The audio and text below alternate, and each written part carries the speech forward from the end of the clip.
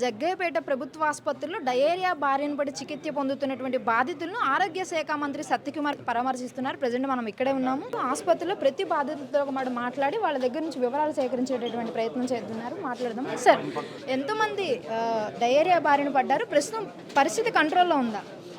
58 కేసులు రిపోర్ట్ అయ్యాయి. పరిస్థితి పూర్తిగా అదుపులో ఉంది. ముఖ్యంగా ఎస్ఎంపేట, మక్కపేట, జగ్గయ్యపేట నుంచి సైదాపేట అనే ప్రాంతాల నుంచి ఎక్కువగా వచ్చారు. వాంతులు, విరోచనాలు అనే దీంతో రావడం జరిగింది. అయితే కొద్దిగా అవగాహన లోపం, ఈ వాటర్ కంటామినేషన్ కారణంగా ఎక్కువగా కేసులు వస్తున్నాయని ప్రాథమికంగా తెలుస్తున్నాయి. ఇది అయితే ఆ శాంపిల్స్ కూడా పంపడం జరిగింది. గత 3-4 రోజుల క్రితం మున్సిపల్ వాటర్లో పచ్చగా రావడం, కొద్ది వాసన రావడం, ఇటువంటి కారణాలు చెప్తున్నారు. అయితే వాటిని ఒకసారి విశ్లేషించాల్సిన అవసరం ఉంది.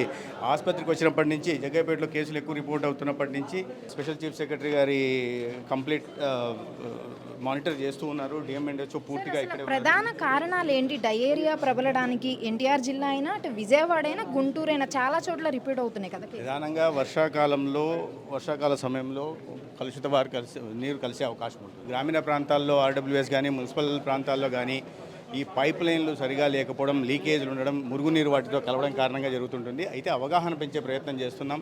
వేడి నీరు బాగా మరిగించి చల్లార్చిన తర్వాత తాగాలని అవగాహన పెంచే కార్యక్రమం ఏఎన్ఎంల ద్వారా, ఆశా వర్కర్ల ద్వారా చేసే ప్రయత్నం చేస్తున్నాం. పదే ప్రజలకు ఈ విషయాన్ని జాగ్రత్తలు తీసుకోవాల్సిందిగా చెప్తున్నాం. నివారణ చర్యలు తీసుకోవడానికి గత 3 రోజుల క్రితమే ఉప ముఖ్యమంత్రి పవన్ కళ్యాణ్ గారు, అదేవిధంగా మున్సిపల్ శాఖ మంత్రి నారాయణ గారితో కలిసి ఆరోగ్య శాఖ ఒక సమీక్ష చేయడం కూడా జరిగింది.